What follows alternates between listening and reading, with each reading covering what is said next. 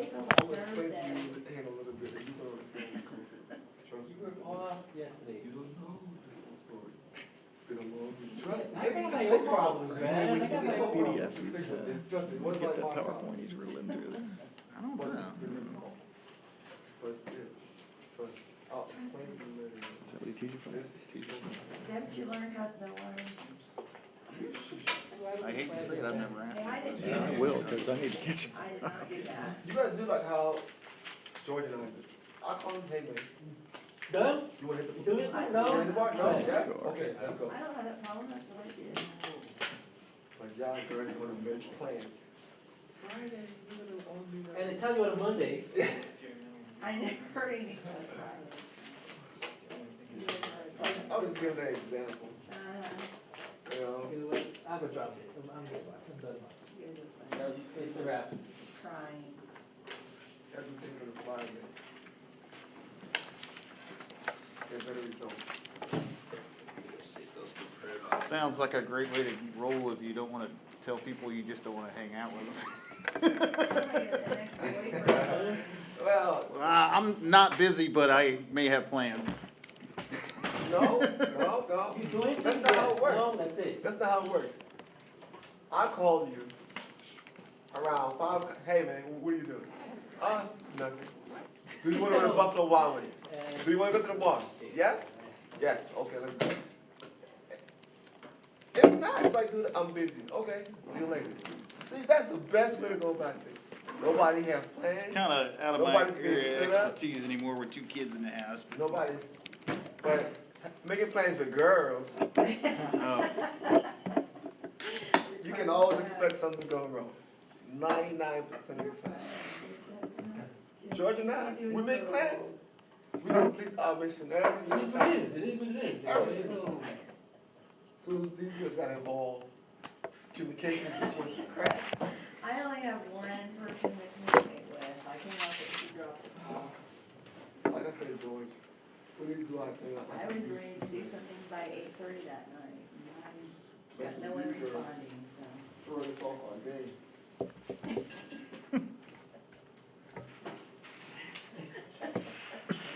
by 8:30 in Grove, we're rolling up the sidewalks, man. I didn't think you guys even went out till midnight, so that was so good. Friday, actually, you went out. Man, early, I didn't come home till like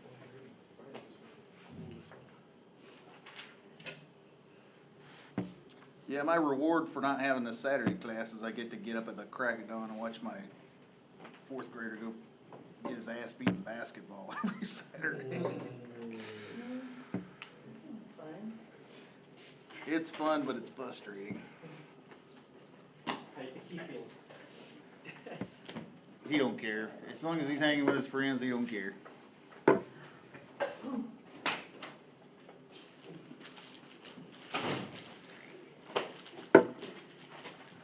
He got mad at me because I yelled at him for not diving for a ball on the floor.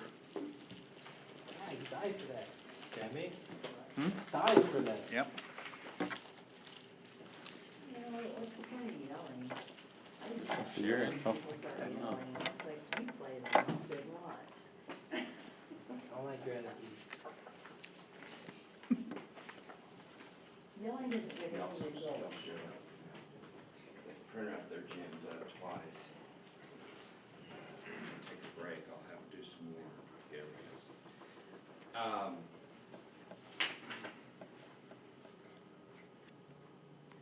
Actually, I think if I give you my master copy, With the answers.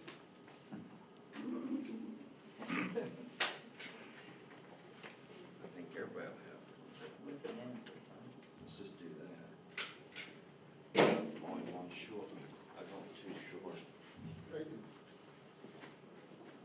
Oh, got, yeah, one more, oh shoot, I shouldn't have, I'll have to make copies.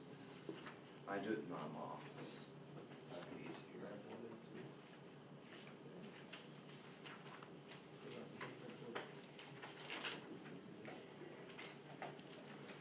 Yeah, I can make my office, I'll get y'all one.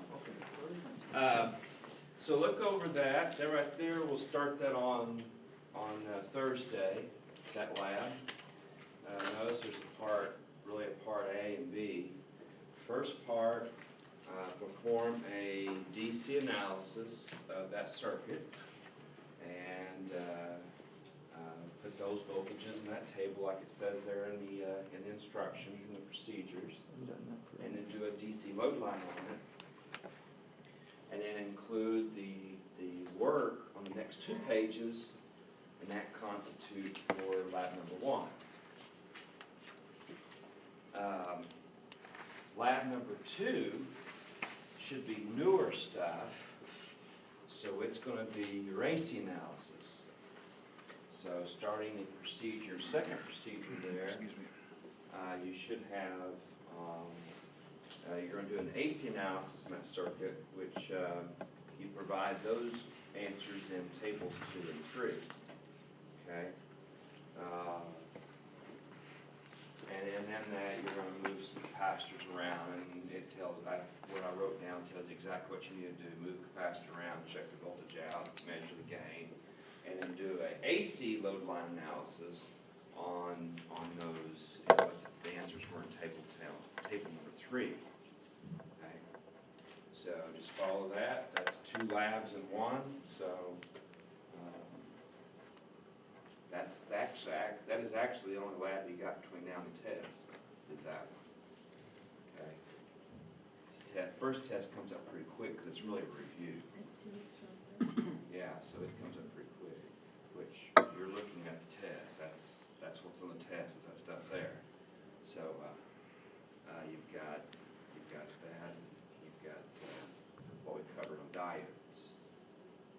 That's your first test. So really, it's kind of like your midterm or something last semester is what it really is. That's this test coming up. You said that tables 2 and 3 are AC analysis? Yeah, I should say that in the procedures there. Okay.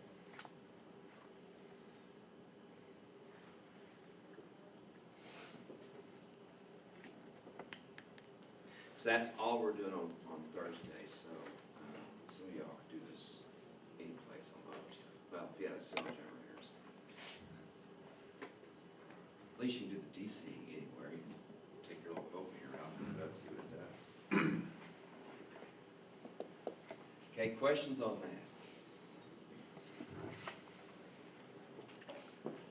Hey, is this going to die on it? It died. Holy crap. And our printer in our office is breaking like once a week. I know.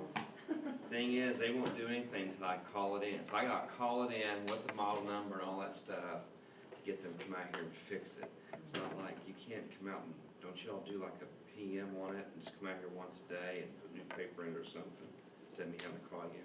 It'll go without staples for weeks and weeks and weeks. Thinking, you idiots, don't you know how to do to turn on, see if it's got staples in it or not, instead of me having to call you and tell you. It's not like it's an outside vendor, it's here on campus. Yeah, they should at least Yeah, but it's outside. check on it. Yeah, if it's an outside vendor, I'd understand. Like a day, like a day.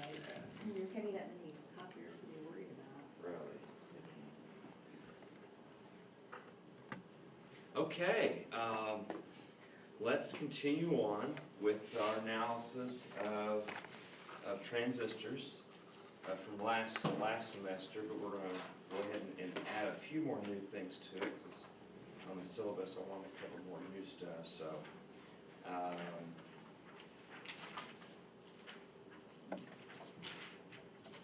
so we covered the biasing. The most typical is going to be fixed bias and base divided bias. That's the two that would be most common. Although this semester we'll look at common collector and how you fix bias it, and I won't do common base, but we'll do common collector.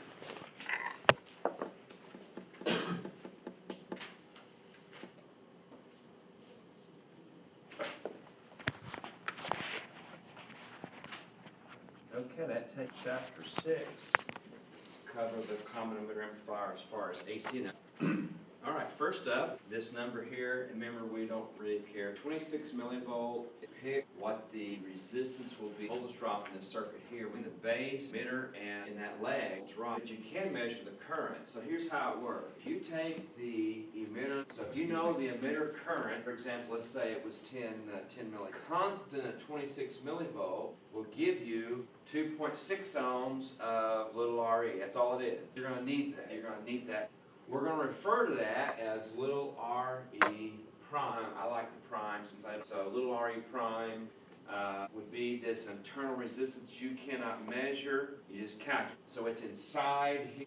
That is, this right here would be big RE is what that would have. A little RE prime. We have a big RE out here. There's only one other RE that we need to look at. It's this one. Okay, so when we put a bypass capacitor going to ground off the emitter, we have two places we can put it at, like in this lab. We could put what you would see traditionally, right, a capacitor right there. We don't need that, it disappears. We can do that, which is kind of traditionally what you would do. What that does is all of the AC gets to find a path to ground. So therefore, it's approximately 0 ohm. Approximately, right? X sub C equals 2 pi, 1 over 2 pi FC. So whatever that capacity, as long as it's big. Now if it's a little bitty one like a 0.1 or 0.01, that ain't gonna hold true. As long as that's like some electrolytic and an audio circuit, dealing with audios, most of the time we're gonna deal with audio circuit class. I'll let you know. So if it's an audio circuit, that means that's low frequency. So long as that's like 100, 200 microfarad or bigger, then we're gonna say it's close to 0, maybe like maybe less than that. We're just gonna call it 0. So what that means is, here comes the AC, it gets amplified. It wants to find a path back to ground as quick as possible. Well, if we put the capacitor from the emitter to ground, that's like you doing this to the emitter. Okay, it'd be like you ground the emitter. Well, if I ground the emitter, instead of having it go through all those sorry resistors, my current's going to go up. So AC current is going to go up, okay? But what does DC do when it sees the capacitor? Yeah, it just charges it up and it's done, right? So to DC, the capacitor looks like infinity. So the DC current is to force to go up. He won't let me go through here, so it's got to go through these sorry resistors, right? So these resistors are going to slow down the current, so the current, the DC current's going to be lower, AC current's going to be higher. Since the AC is higher, you'll have a lot more gain, because gain is AC. We don't worry about DC, we worry about AC. Something about a DC. Well, it hooks up to DC, but it's amplifying audio, that's AC.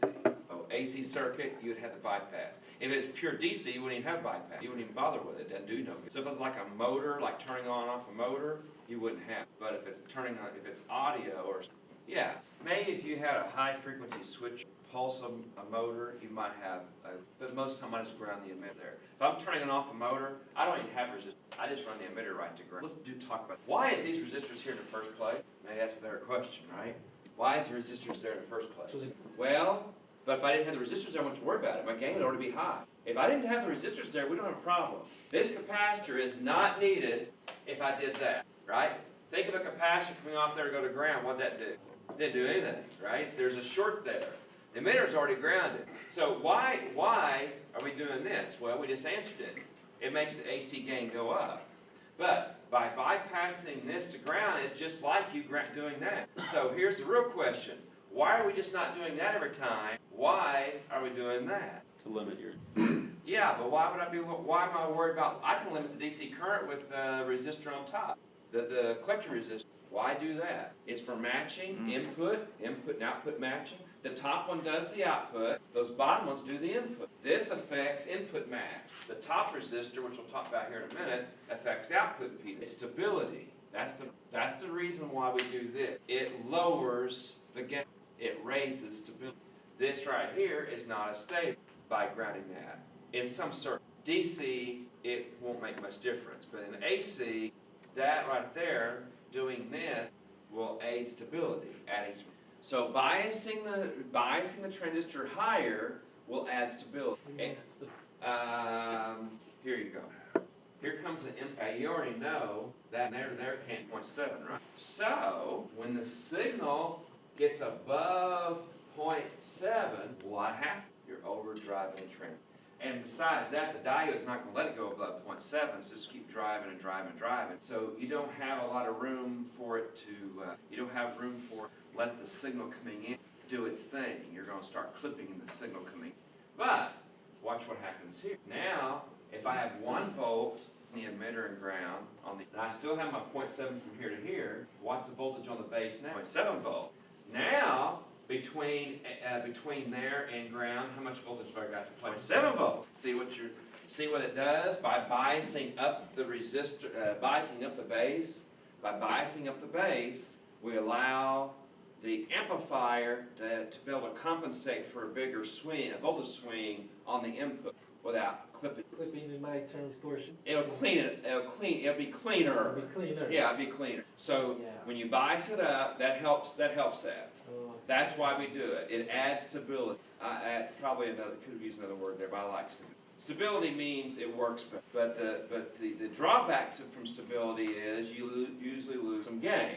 You give up gain for stability, kind of like in theory, which one of these things would be the fastest? A unicycle, a motorcycle, or a car? Which one in theory would be the fastest? Car. No.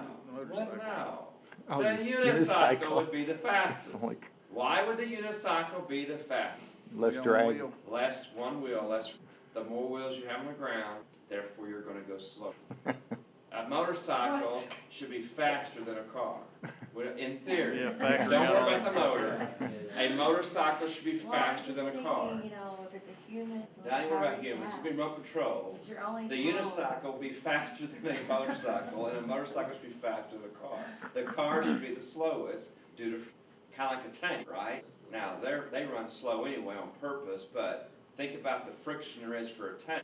Even if you wanted to go fast in a tank, could go very fast. Now, what, 40, 50 mile an hour, but the Yeah, fast the Leopard, pans or whatever. Pans. I think those their could modern version will do about 50. Yeah, that's what I'm saying. I think the fastest for a tank is in the 50 mile an hour. That's pretty fast for a tank. But, you know, the thing will start flying apart if you try to go faster. It just can't frick all that traction. But what do you gain with a tank compared to a car? Stability. You gain stability. I mean, it can't really go anywhere, can it? You're more concerned with the output. Yeah, so if I say to myself, you know what, I really don't need a gain of 50. I don't need a gain of 50. I only need a gain of 50. Wow, that means I can make the circuit a lot more stable if I go for a gain. If I go for a gain of 50, then it's not going to be as stable. Now, you know what? It might work just fine. I'm just saying the what ifs. You have a better chance for it to do weird stuff with a gain of 50 than you do with a gain The of. radio world game. I want it as stable as I can get. Let's see if this is the main. All the mistakes I made.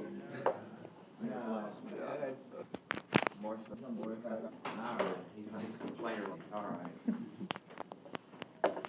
Okay, so that's what this number is for, because it's going to help us determine gain and stability and stuff like that. Really, that's why you need to know. That'd be the first one we use when calculating. In our book. That's why we say 25, 20. Really, both those numbers are wrong.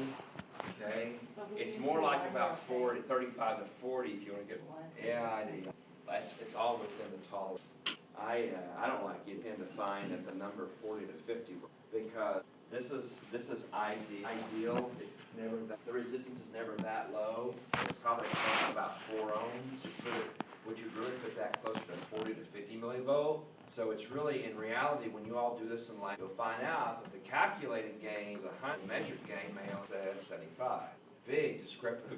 It takes several factors, and I find that. So, for the common emitter amplifier, remember we're dealing with common emitters right now, nothing else. For the common emitter amplifier, the emitter goes to ground somehow, either through a capacitor to ground or through just straight to ground. These are the formulas that you need to know. Most gentlemen, so the impedance is approximately beta times RE, or RE prime. So if and by the way, that beta needs to be the AC beta. So let's say you had an AC beta at the frequency, right?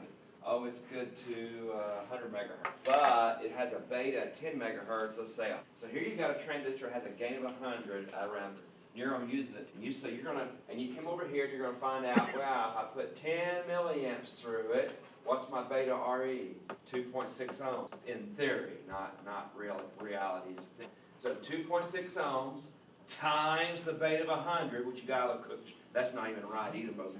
So that says the input impedance can be approximately equal to 2.6 times 100, which is 60 ohms. You'll find that your input impedance class is always lower than the output. Do some weird stuff on a common emitter. The input Z is lower than the output. Typically, not all the way. Most time, that's about what I'd expect the input to be anywhere from 250. Now, if you don't like it, 7 ways we can fix it. Watch what happens. It's the exhibit step under your lab. The first time you do this, the first lab, that capacitor doesn't hook up to anything. This is Mac. I don't want you to hook the capacitor to anything on number 2. It's number 1, number 2, capacitor. Number 3, procedure number 3 is where you start the steps of 1, 2. Okay, so the first one you're going to do this. You already did it.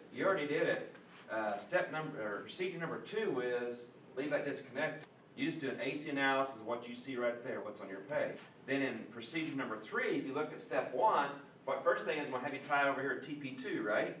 So you're going to take that capacitor and go ahead and hook it up to TP2. Do all your AC analysis. You measure your voltage out. Once you're happy with all the results there and record everything, then you're going to disconnect and move it up here to TP1, which is full, we call it full bypass. That's full bypass, okay? Right now there's no bypass. No bypass. We put it right here. We have partial bypass, and then we have full bypass. Okay, from here just a basic analysis, and you already see the basic formula. This is a shortcut formula. All right, we're going to add to this, but this is good enough for right now. That's good. You can already see if my Zi is equal to beta times Re. That's assuming what? The emitter is 0. The emitter goes to ground. So which one of these? This one, that one, or that one? Which one of those 3? 1, 2, and then nothing. Which one of those 3, 1, 2, or 3, makes the emitter 0? 1. Number 1. Very good. Excellent. Class. Excellent. All right, so if I hook the capacitor right to there, that makes the emitter look like it's shorted, doesn't it? To AC. So look at the formula when you stretch it on out now. See how the formula is grew? It's going to grow here. It's going to get bigger than that. But look how I just made the formula grow a little. R big E, all that resistance. That's R big E, right? But because you shorted, and this is AC, never think of AC and DC the same, only AC. You put the capacitor from the emitter to ground, that resistor looks like it vanishes. It's gone away. Because 0 parallel to anything is 0, right? So guess what happens to RE? It's gone. You don't add it. That'd be a mistake on the test. You don't add that. There's nothing there. So there's your formula right there. That's with the emitter shorted, or emitter grounded, or emitter bypassed, then that's what you use.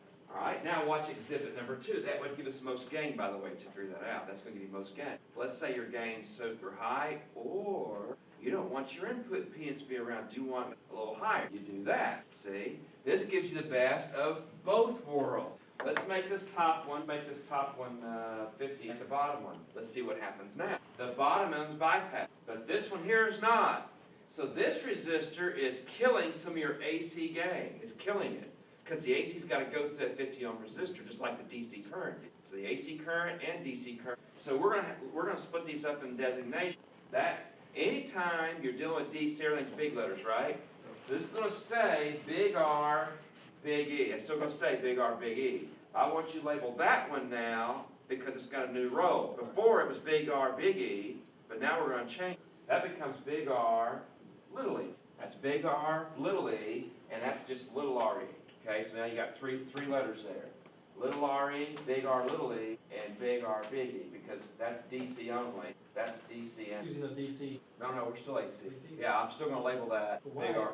I mean, didn't you say that the bottom R big E? Why Because is it not okay, 0? this is biased up with DC to make it work, right? So DC current's flowing the DC circuit whether you hook up AC to it or not. So right now, let's say there's no signal. It's just an amplifier sitting on the bench. You're not even, but you got power on it. Oh, So you got DC current going through here, but nothing's happening yet. But as soon as we apply an AC signal to it, now that guy is going to limit both the AC. So you label it in its function of AC, not the function of DC. Just to make sure I got this clear though, but if you get both of them in line without that bypass capacity. Oh, we're going to get that in a minute. Okay. Let's get that in a second. Okay. That'd be my third step. not on your home, not on your lab. I'm going backwards from what's on your lab, okay? Yeah. Because we're adding to the formula. This formula applies if that emitter is bypassed to ground. There's my bypass. When it's bypassed to ground, or you got it directly grounded, that's that formula. Step number 2 would be right here. See that? Now I'm going to add what to this up here? 50 ohms at 2.6, which is 52.6 times 100. Now look what that did. See that? Big difference, wasn't it? Yeah. I went from 200 to 300 ohms to about 5 kilo. Big difference. Now, in reality, it won't be that high. It'll be lower than that by about half. It'll be about half that in reality, which I'll show you. But still a lot higher. And still, that's going to give me low to medium gain. Now look at the last one. No bypass at all. 100 times. Now, here, you are okay in this class to do.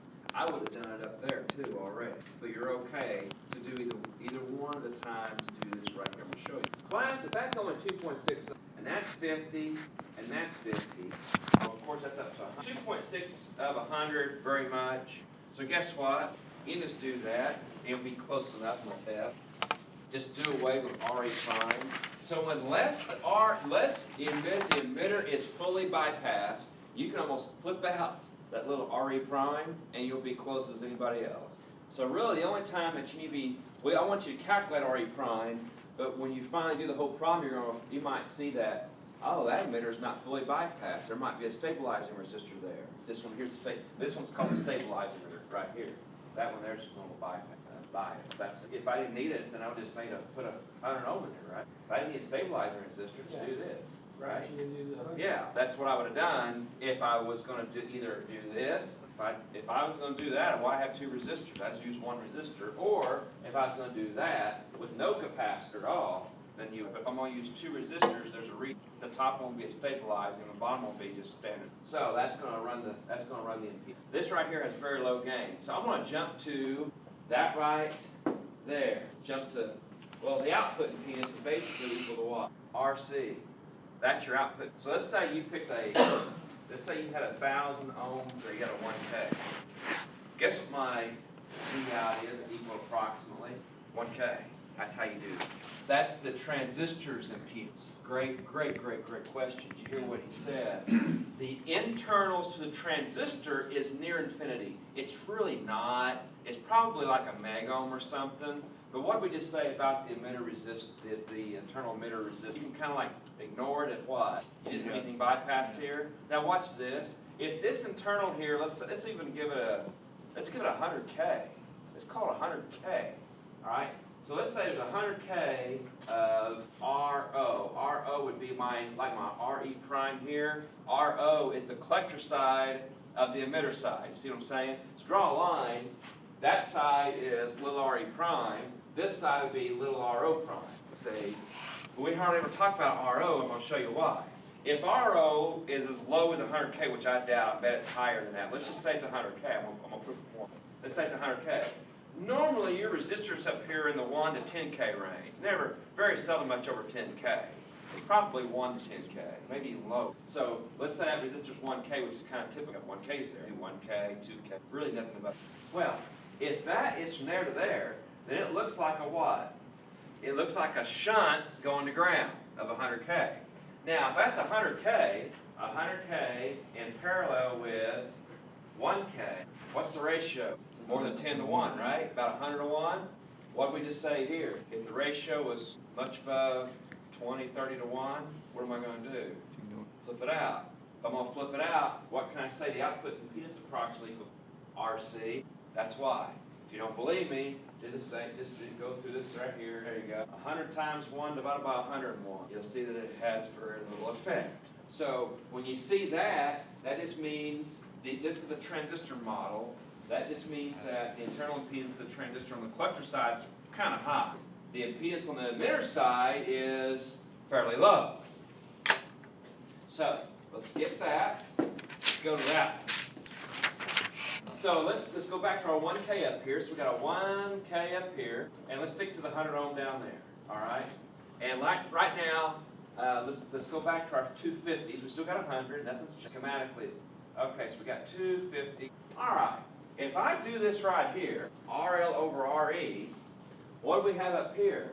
RE prime plus RE, right?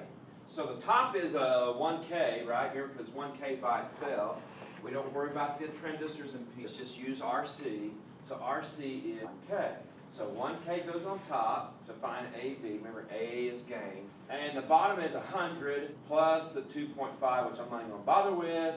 So 1K divided by 100 is, my gain is probably, in reality, guess the gain really is probably about 6 or 7. Remember I told you that 26 millivolt network. So in reality, if you went over and built this circuit and checked it in the lab, I would bet your gain's probably closer to 7 range.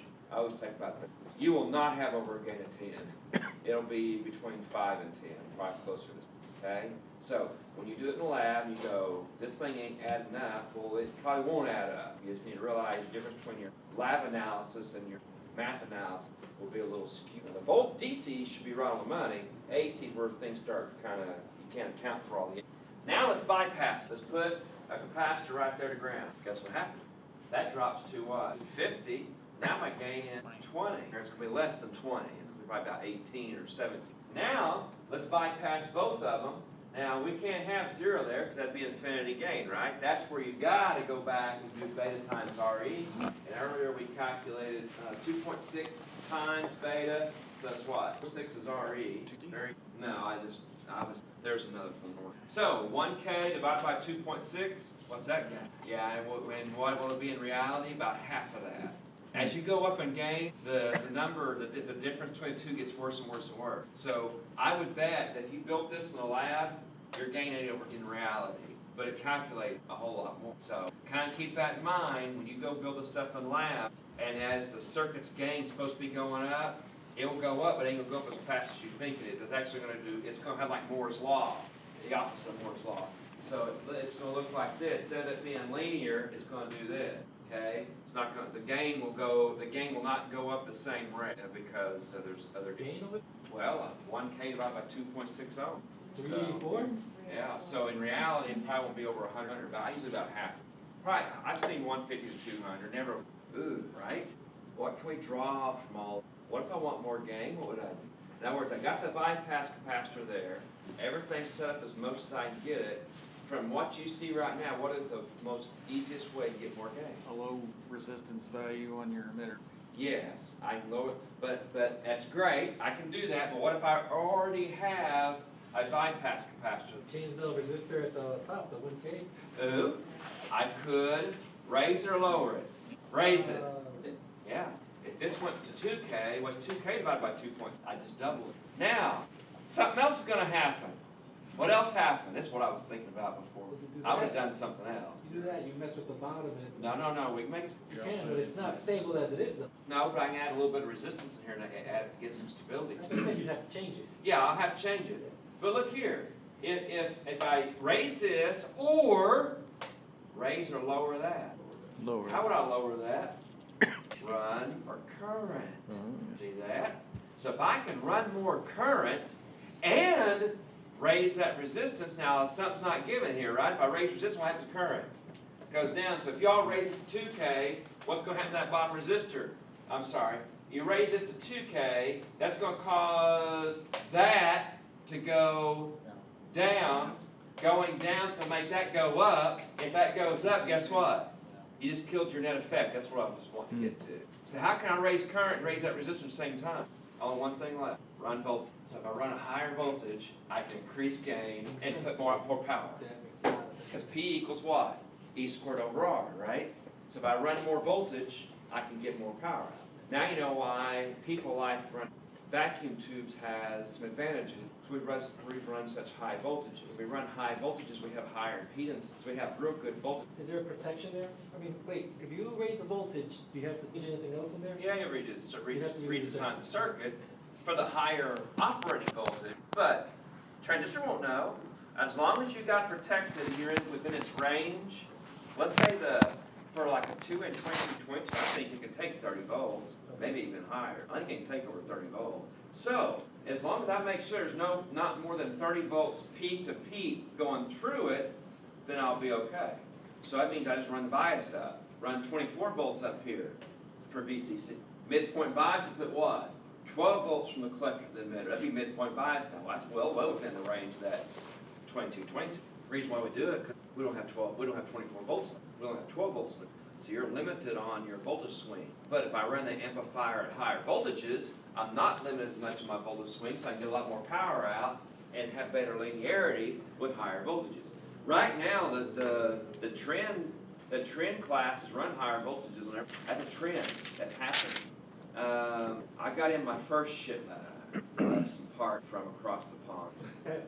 So they just use buck volt, they use those buck No, I didn't get inverters? that. This is another order that I told the guy what I got from didn't work, and I either want a refund or just give me something. So he gave me something. So I asked for an I got a 60 watt, I got two of them. I'm gonna keep one. 60 watt amplifier, single chip. It's mono, it's not a stereo. It's 60 watt amplifier, the whole thing's that big. It has to have two powers. There's a way of faking it out. Two difference? No. Watch how I'm gonna do it. And this is how you would do an amplifier here. And to you it's gonna go, what the heck? There's my negative, right? Out of the brick. Is it voltage doubler? Now the capacitors will charge up. These two capacitors, let's say there's 20 volts here. There'll be 20 volts across both, right? But what's in between? 12, right, 10 volts. So there's 10 volts across that one, because it's in series with the other one. So there's 10 volts here, 10 volts there. But that 10 volts is more positive than that side, and that side's more positive than that side, right? So that makes a voltage divider. The voltage divider is your ground. You do not ground that negative. It stays floating. If you float the negative, where's ground? You don't have a ground. You can do your op amps the same way. You can float the ground where ground does not connect back to the power supply. You don't ground the negative. You float it. So by floating these two, they're in reference to ground. What's ground? Well, now you're going to assign a ground, and guess how I'm going to assign the ground? A voltage divider. So from ground to here, that's more positive, right? But what is ground to there? More negative. You just made yourself a cheesy dual power supply. Does it want 20 volts? My circuit wants 20. Actually wants it puts out a lot more power at 30, and the more you run the volt, it can go up to 6. I think the minimum it can run on is plus minus. So plus minus 12, it will work okay. But remember what we just said? The lower you keep your voltages, higher output for 30. The chip is a positive, negative volt. I hook it up. The ground, like your return line for your phono plug, all that will hook to that center point. So the center point is not negative and it's not positive, but it's a center point. It's called a chassis ground. So this will become a chassis ground that only the grounds from the circuit get tied to, like your phono. Did you shock yourself? No, you have to complete a circuit. So let's say it was 1,000 volts there. Yeah, if you touch that, grab a hold of that, yeah, you get shocked. But we're only dealing with 30 volts here, Just so. touching the chassis? No. It'd be like this is grounded, right? Yeah, then you touch that. Yeah, that's right. If you had separate supplies. So if this negative was out there someplace else powering something else, then yeah, you'd have but the negative only ties that chip and that's it. It doesn't hook to anything. You just don't ground that negative. Just think of the capacitors of the voltage divider. It'd be no different than you doing this. What if you just took the capacitors out and put a resistor there and a resistor? Well, what do you got? Voltage divider. So from your voltage divider, if I grounded the center there, that would make that more positive than the center, so that'd make it slightly positive, and this would be slightly negative. What's the problem with that circuit? Well, the problem is your resistors are going to limit current, right? So you won't get as much current out of it. Capacitors are going to limit current. They don't let, remember DC's getting blocked by a capacitor, right? This is only an AC return. I only need an AC return. Well, AC looks at those capacitors as a short circuit, not DC. So it's just enough biasing in DC to power the circuit, but the AC doesn't. Mirror AC to the capacitor looks like ground. It's supposed to work. I'm gonna find it. I'm gonna bring it up here when y'all are building your little amps. I got my own little amps to build, and y'all are gonna get to do some of these too. We're gonna make some printed circuit boards, and y'all are gonna make us. I'm gonna give you that. I got tons of parts. Gotta give away some y'all bought. Ask him after class. So, and if you don't have your part parts organized like that, just go get a fishing box like these. And yeah, I already took them home. Sometimes big parts like this, I don't mind them just laying in there. But when they start to get like, these are not too bad. Those are surface mount lytic. Those are not too bad. But once I get down to these little, I don't like them just laying there. Because if I drop this thing, they're gone. So this is what I do. You all might have your own method. I leave surface mount resistor capacitors all on the reels like that. I leave them there. I don't take them up. If I don't use them a lot, in other words, I'm not using like 20 at a time or something. It's only like 2 or 3 at a time. Then I'll leave them like that. I'll take some colored Hermes. That's kind of my color coding method. So I'll take one section and all those will be green. I'll take those sections and all those will be orange. And then I'll go along the back of it and write down like 1K, 2K, 3K, or 0.1, 0.01. So that way if they got out of place, I just look on the back, is there one stripe of color? Then when I run out of colors, guess what I did? I do double stripes, right? So I kind of, so I don't have to see the number real quick. I can look at the colors. I do that. Now, if I don't keep them on the reel, or I got them when they weren't on the reel, then I do like these. Those are filled. I bought those in California. There was these wholesale people. They didn't know. I think they were. So I got these, and they just came in a bag. So let's say I actually wanted to use those for something. I wouldn't keep them in this bag. I use contact, little contact glass. Okay, I don't work on a wife for it. So the little bottle, glass little bottles, the contact come in. They even oh. I thought you was talking about this little screwy things. Oh no, I got it. Okay. Do they still make them? You can, yeah, but they're more about this stuff. Yeah, that's what she's got. So, don't see those Okay. anymore. Probably that's why I don't get them from her anymore. I have those bottles like you're. She's not mad at you. Just put them in baggies. Yeah, bottoms, but I like to set them up. So when I'm building amplifiers, I built up a little wooden plate that big. All right, and on top of it, I took a piece of 1/4 inch high stop, about that high, about 2 inches wide. I chucked it up, and it's about that long, about the same length as my board. I chucked up in the mill, and I ran a wide bead down that circuit board. So it's sitting like that. The bead is not like 1/10 of an inch deep, but it keeps it from wobbling out of it, right? And that worked really good till I designed different board sizes. Well, just had to think about it. Is it smaller or big, right? Well, some were smaller. Well, I just went down with the mill and ran another bead, another 1/10 of an inch deep, just enough to keep it in the line. So this thing holds like 3 different board sizes that all of them fit in my little channel. And so I can line up about 10 printed circuit boards in my little channel. It's about that long, sitting on top of the wood board. Well, this only is about that wide on the wood board. I got all this wood space in front like that. I drill holes in the wood board. So now if I'm doing a project, I don't want to keep reaching over this, I dump the parts in those little wood holders. Well, yeah. And then, what's nice about the little glass bottles, that's the ones I use a lot of, and I don't want to keep tearing them out of these. So I have like maybe 10 of those glass bottles. And you know, she wasn't getting this for a long time. She wasn't getting that many, so I went to her and I got the same person. I went to her and said, hey, you know those glass bottles? You can get rid of. Oh yeah, we throw them away all the time. I go, well, yeah. So he loaded me up. I had like 100 of them. Now he had to strip the label off. Apparently it was against some sort of law. Oh, okay. Yeah, they were all gone. So that's all right. I soaked them in acetone. Thank you. I soaked them in acetone to get all the stuff off. I didn't want to know anything. So I took them, soaked them, and did that. And what I put in those is my bulk one. So let's say I just don't go buy 100 of these for like my .1s. I try to find a reel, the whole reel. And I've got some reels over there. So using on a reel, you get like 4,000. Okay. Now, if you went to Mouser or DigiKey and bought a reel, that's going to be about a penny a piece, penny to a penny and a half. So it's going to cost you between $400 and $500 for that reel. All right. I don't want to spend $400 or $500 for the reel. Like this dude here in California, I was able to get a whole reel up from him for like $80. They got scrapped out. Company don't know what they're doing. They scrap them out. I got all kinds. I got reels over there that only cost me like $5 for the whole reel. Now there's something I really can't use, like 1Ks. I can only use so many 1Ks class. Usually about 1,000 I'm done for a couple of years. So they just kind of get stuck away until I run out of them. I go get more. But like capacitors, like a .1, .01, I want thousands. So what I'll do is I'll get a piece of paper like that, crease it. I'll sit here and just go zip like that. Just keep pulling them apart. They'll fly off and hit something. I try not to get too worried about it. I used to go look for my little part that fly off, and I thought, all right, I'm spending 10 minutes finding it. I started realizing, how much that part cost me? I slapped myself. Stupid. You're wasting. You spent more money looking for the dumb little part that flew off. So anymore, I screw the part. Okay.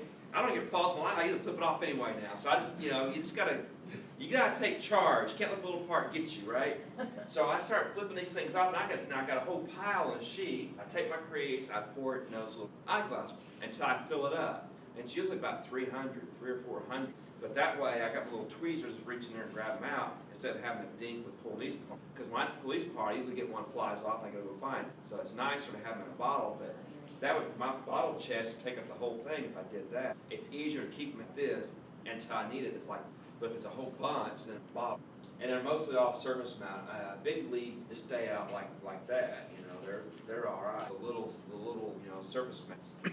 And then it gets kind of gnarly. Like here's what I'm talking. See, those are surface mount electrolytic. Well, that's okay. I mean, I've got like 10 on a string, 12 on a string, and I got room in here to do that. Well, I do these based on the circuit I'm doing. So this is just leftovers for you all. But this class, probably most stuff's mine, and I make a bunch of those timer boards. Remember for the bot? So I make a bunch of those up, and I give you all parts out of it, and I'm kind of done with it, right? So that's kind of what the little kit I made up. My other one's for my preamp, so I got like 3 or 4 of these for different things, but I ain't got enough room to put all the parts in one. Well, like the other day, I bought some surface mount inductors. I'm really getting in. I got some, but they're little bitty. I use this. So these things get kind of gnarly. So I got a roll, and it coils up. When I undo, the coil goes everywhere. I can't fit it back down in there unless I cut strips. So I'm running out of room. At night, I found all those little glass bottles. I said, forget this. I started ripping them apart, and I got 50 in a bottle, about the most I can get. But 50 should keep me for a couple of years. And the rest of these, I'm just going to throw in a drawer. Forget it, plastic stuff it full. Probably I'm getting that way. Buy some more. I bought some more. You know, I bought. Yeah, It's that's getting bad. best feeling in the world. It I is. got that at the house. What did I buy? I don't remember what it was. So a brass pipe, antennas, I made sizes. It was a good deal though, I bet, right? Oh, well, yeah, of course it's always a good deal. Now it cost me just as much as it did the last time, you know. But I was trying to get to that $100. If you need a $100 minimum one-line metals and on, because I use it so much, I get 25% off. Like a 2-day window, I'll get an email like tonight. I got the next 2 days, I get 25%. Which, you gotta watch those places, because it just pays for your, it basically pays for your ship. I also found that that place doesn't do you a good deal on plastic. I ordered some one pure virgin Teflon. Theirs was $36 for. Now that's. But now the brass and copper from them, they're only a little bit higher than I can get at low, because they'll cut it any length, no minimum order. So I didn't get my brass from them, but the plastics I get supply. I called the guys over there because I get a lot of stuff, polycarbonate and all that stuff, or advanced plastics. So I came back. Oh, that's $8.50 a foot. So you're kidding, obviously. Yeah, you got to pay tax, but guys, I'm gonna tell you. Yeah, if you order off the web, you don't pay a cent in the state of Oklahoma, which is almost every state, VAT tax value, which is really their way of saying we're screwing you whether you buy it out of state or declare that. The good thing is, though, to cover your butt, if you haven't done it in a long time, is if you look at your tax in the long form, it's already added in. They know? No, they just did it for It's just you. automatically. You got to fight it. You say Oh. No, no. I didn't know. Yeah, it's in there. They already throw It out. works out to be about $100 to $200 on your taxes. What? Yeah, it is. Now on my like TurboTax, it pops up and says, "Did you order anything?" And I, No, of Yeah, course, if say, you "Hell say no, I no, then you're basically telling them zero. no. But most of the time, because they know how people shop nowadays, they will probably not agree with that unless you got proof. I mean, you better. So if you it's get still audited like- and yeah. you really did buy online, you're hosed. So Well, you know how are what, they gonna know? class? Yeah, but Take. How are they gonna know? Receipts to prove that you bought They it? have check the- your. They have the online power to records. subpoena your bank records Yeah, if your they bank want. but- accounts. Yeah, but. You use PayPal? You're hosed. I've never used it. They can check. They can find out. But They also said that their kind of That's the chances feds. of being audited this year is very slim. That's the feds, that's not the state. Just Well, I just just- keep the 200. I'm being more on the cautious side more and more.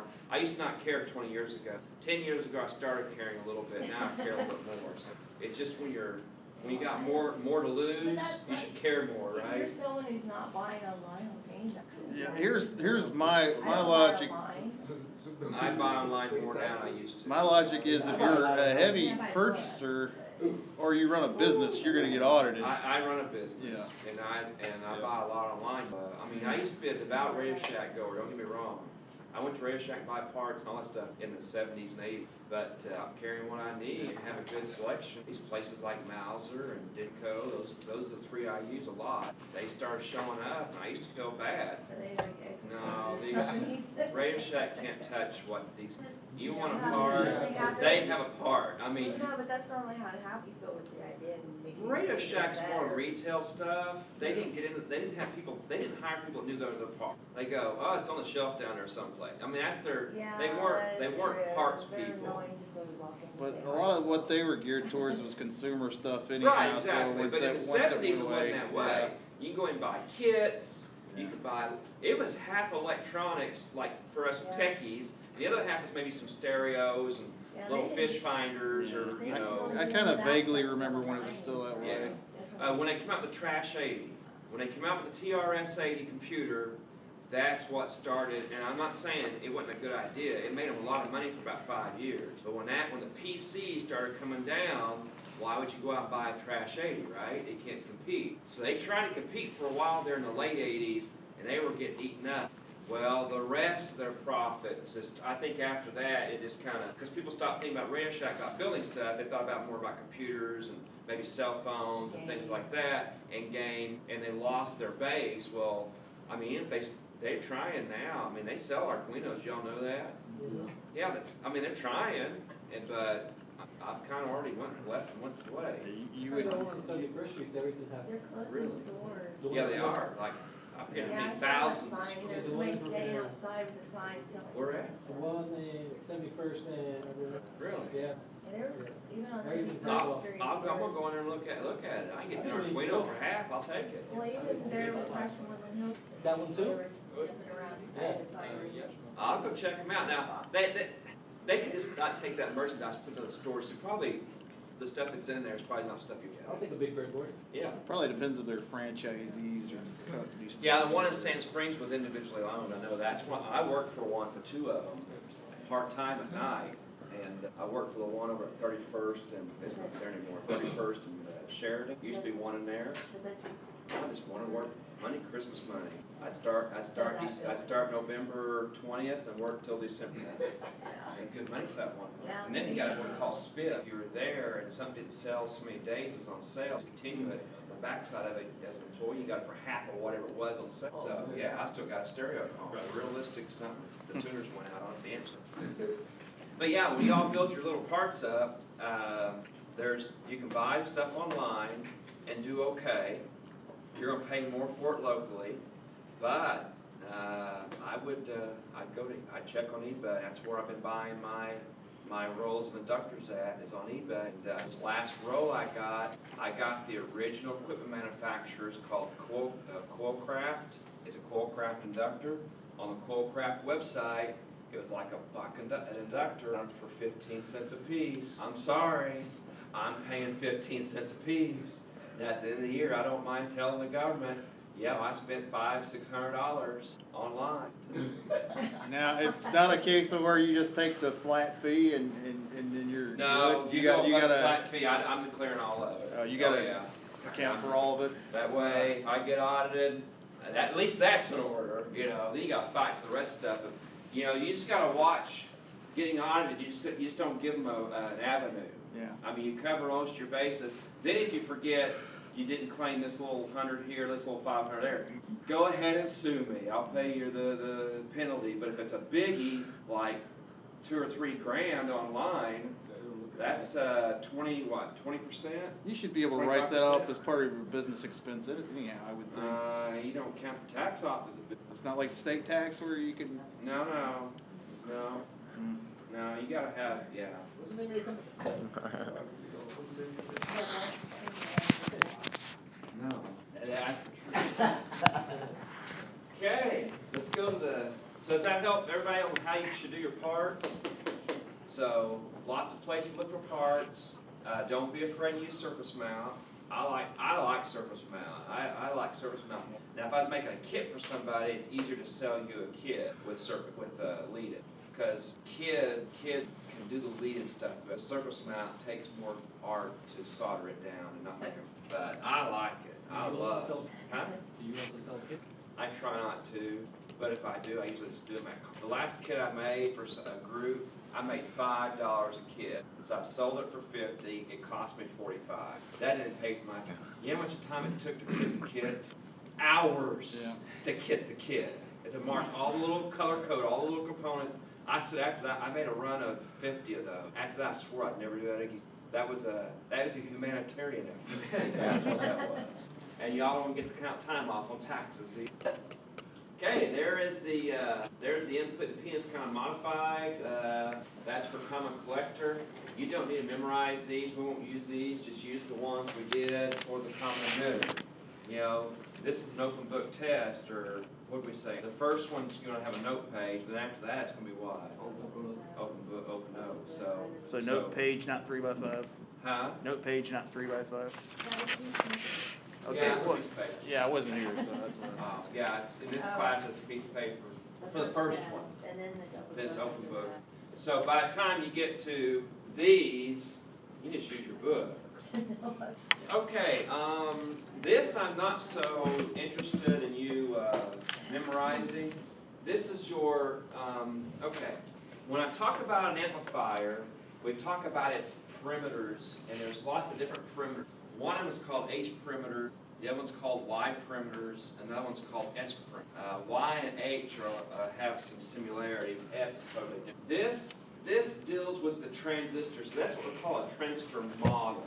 It's a model, so those of you going on to OSU, you will do some modeling. This is the way a transistor looks like. It's a model. And a transistor, you know, is a current control device, right? So notice that you have a current here, and you have a signal coming in across there. So you're imposing a signal and causing that current change. That's why it's called a model. That's what you would do in a computer, what it was. So you do it like this. You have a node and say, okay, on this node we have a current increase of this for this much voltage or current. Well, there's 4 things going on here. This is the 4th thing. What goes in, something comes out. HFE. Beta, it's to the emitter. Right? So that one, we were using that already. We're already using HF. That's beta. We don't use the other 3 in here. Okay? The other one would be this. If I'm putting a signal in, what is being reflected back the other way? Or what's being seen? That's the input resistance. The output, when I go into this, what resistance am I seeing? That's the output conducting. And then the last one is, what if I put a signal in this direction? What leaks through it in the opposite direction? Hey, it ain't supposed to do that. All amplifiers do that. If you took an amplifier and had an in and out, turn it around and put a signal in the output, you will get a leakage back to the input. It's not supposed to have a gain. If you have a gain, you got something really weird going on. It won't have a gain, it'll be a big loss, but it was we call it leakage. It leaks through. So that is the reverse transfer voltage. Okay? So that's what H perimeters are, but only one that we do in here is the HFE, also known as beta. If you put it in backwards, just out of curiosity, you put it in backwards. You won't hear anything. It'll have a loss. It won't have a gain. But if you were to amplify that, just be lossy. So there's the general 8 model. And again, remember we refer to HFE as the beta AC. Let me go ahead and tell you what S perimeters are. S perimeters are also called scattering or F. We usually just call it. They look at the device slightly different. You will still have the forward, the feed through, the input reflection, and the output coefficient. but we will put them into an impedance. We'll put them into an impedance. So what's being reflected from the front of it may be an impedance of 25 ohms, 10. S perimeters are basically a impedance. So your idea is to match to that impedance. This is not like that. This doesn't work. S perimeter. We use a lot of S perimeters in R. Okay, you all already know about the common emitter amplifier, right? We talked about that already today. So in your reading, between now and Thursday, I want you to get the what we know as the makeup of each amplifier. In other words, what does it do? So you need to make sure you know common emitter, common base, common collector. Know all those, and we kind of went over those last semester, but this semester I'm going to test you with common emitter, common base, common collector. The common emitter is known by what we've seen today is what? That shouldn't be high. I would say medium what? Input impedance, low output impedance. It does have a high voltage and current gain. Output's taken off the collector, that's kind of obvious, and the input's on the base. It does have a 180-degree phase shift. It's the only amplifier that has a 180-degree phase shift. And you know P is equal to what? Voltage times current. So if it has a high voltage and high current gain, what's the power gain? Really high. It's the highest. This has the highest power gain. So if you all were building a power amplifier for this lab, not this lab, your next lab is your design. When you all build an amplifier for your design lab, you can see why you would probably consider the common emitter amplifier, because the common emitter gives you a lot of power gain. So there's advantages of using the common emitter. Your task would be to what? Make the output dump to a watt ohm. What do you think I'm going to use for a load? Now, speaker, right? We're going to hear it. 8 ohms. That needs to see 8 ohms. If there's a phase shift, is there a slight bit of delay? No. If You you, won't know if you had something to measure it with, The only time the phase shift hurts you, if you're using the phase shifter. Let's say you were using the phase to knock down the gain. Well, if you put two phases together right in a row, 180 in, another 80 in, then you're back in what? You're back in phase.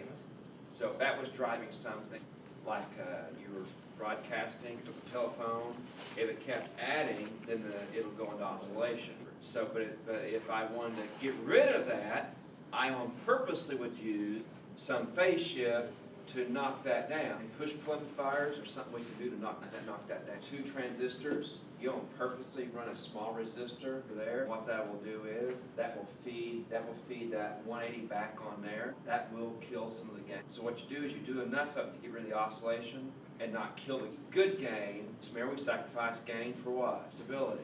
And that'd be the way to do it, is put it from there to there. Or something.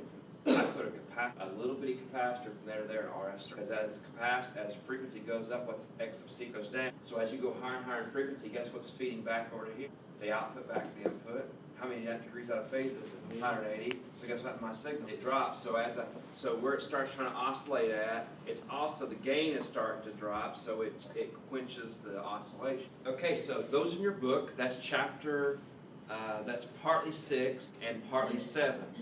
Partly 6 and partly 7. So you want to go over each one of those. The common emitter, the common base, right there, common base, which has a low input impedance and a high output. And of course the collector, which is also known as a what? Emitter follower, right? Emitter follower and common collector are the same thing.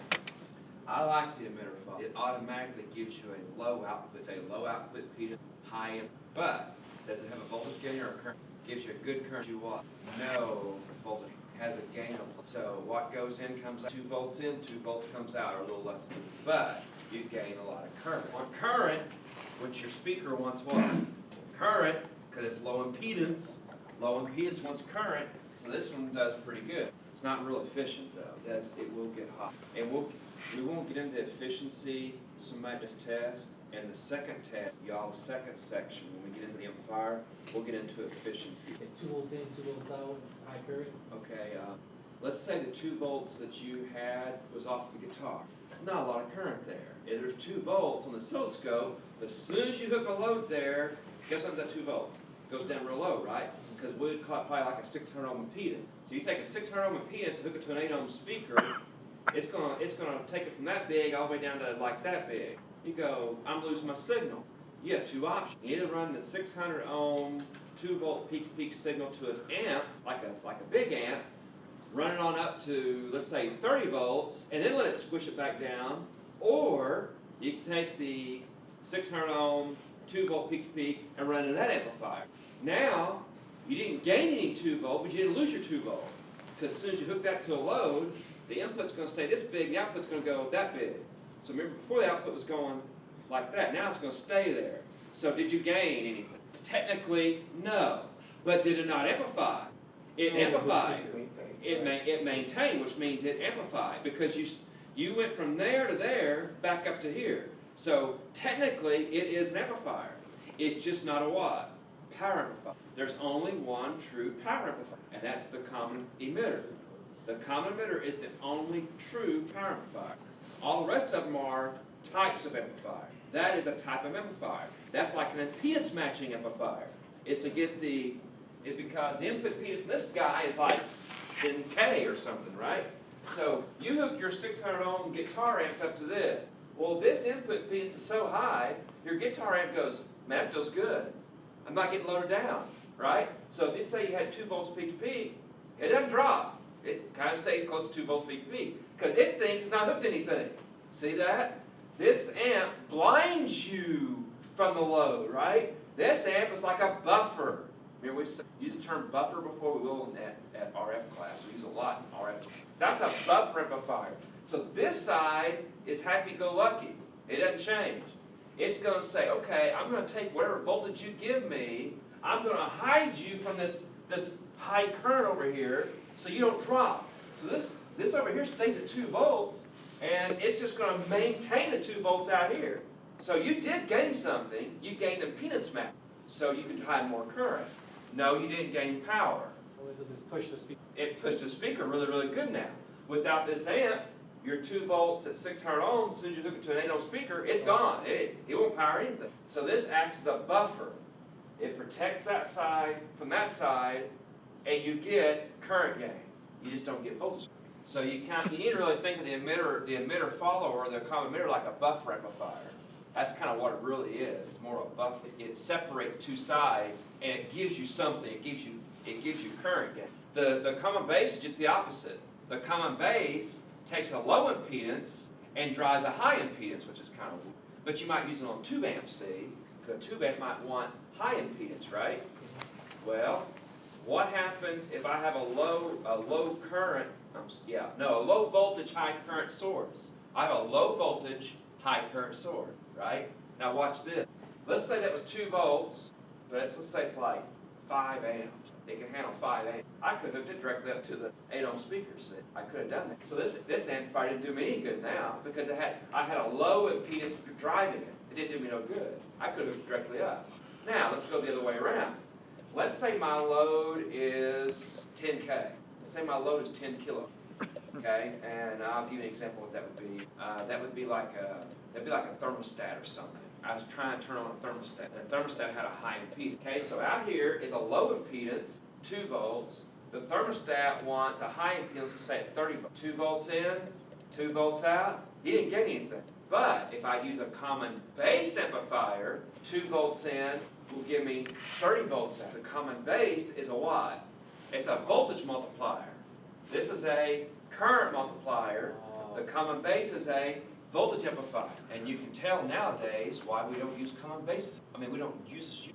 Kind of think of a time when you need to turn a low impedance to a high impedance, high voltage. That's abnormal. That's not normal nowadays. Most everything nowadays is lower impedance, so you don't gain a lot. Now, back in the day when we had vacuum tubes and stuff, when we had higher impedances, it might make sense to take your guitar pickups that were low impedance and run it to a common base so you can drive higher voltage to the tube, see? Because a tube wants voltage. It don't want current. So that would drive the tube hard. But we don't use them as much anymore, so, and there's other reasons. We just don't have common base configuration is kind of not normal. Not many people. The most common is common emitter.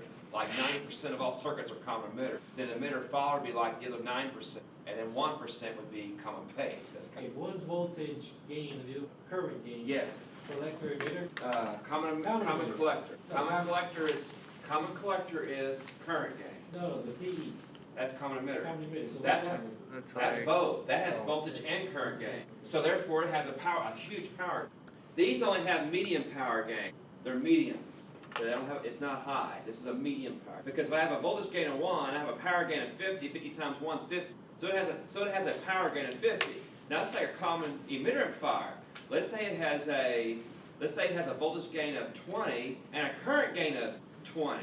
It's 400, right? So it has a power gain of 400 versus 50 of this. So obviously the common emitter has a high power gain. But what I was gonna, and we really need to wrap up, but what I was gonna allude to was this. When you all start thinking about building your amplifier here in the next 3 or 4 weeks, is this.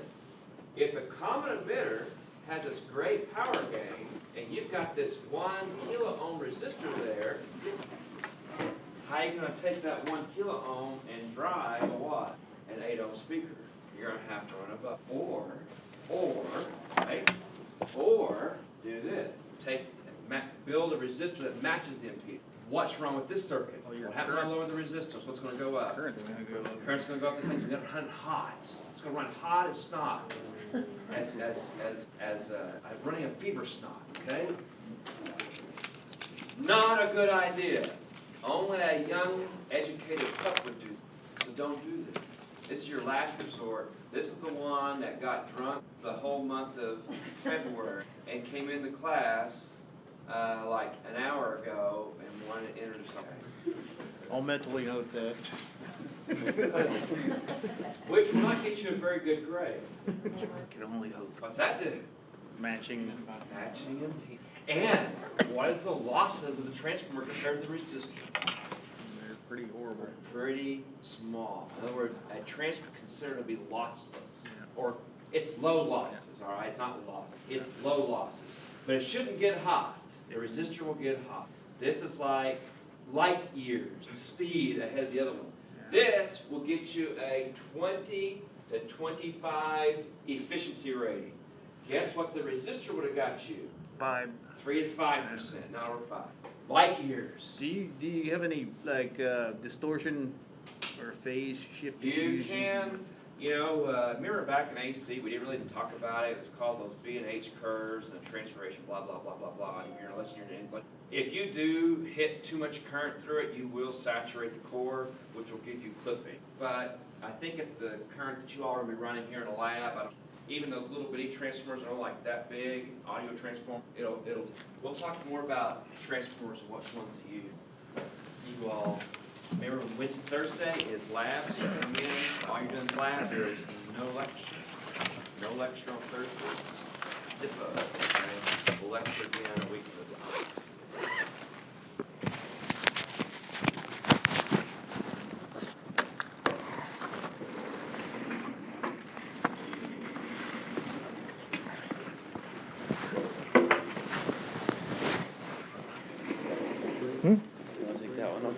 I think he's gonna get us the copy. Is he gonna print it up right now? Yeah, I think it just needs like 1 more. Okay, okay, that's the deal. Huh? Yeah, right, yeah, I got talking about a bunch of stuff. Anybody else need a copy? I need to make a week of materials. Can't believe I thought the class started this week. You just need a syllabus. Syllabus, Just get you a syllabus and then look in the book, and the book will tell you what kind of components you need. okay. Should I have a copy of anything you've been through, a PDF or a PowerPoint or anything to make sure I hit the right stuff? I don't do them. I mean, I don't have PowerPoints to give out. Once in a while I do, but I haven't so far. I would just go over the book. Syllabus, yeah, okay. Yeah, and look at go over chapters 1 through 4. Okay. Yeah, 1 through 4, 1 through 5. My syllabus must be down in my office, so let's go down. Okay. So I gotta go down there and make a copy. Yes, I do. Oh, man. I got the biometric class, but I'm sorry, just ask people. Do I need to bring any breadboards or anything for the lab? Yeah. breadboards and pick up a parts kit over in the bookstore. It's a little brown box.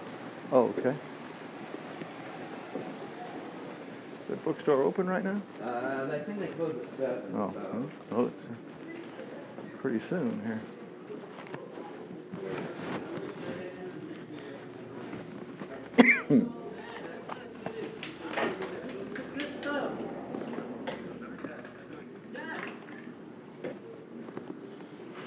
So what happened Saturday? You said you never heard anything. Well, once you kind Ah, there's the syllabus right there.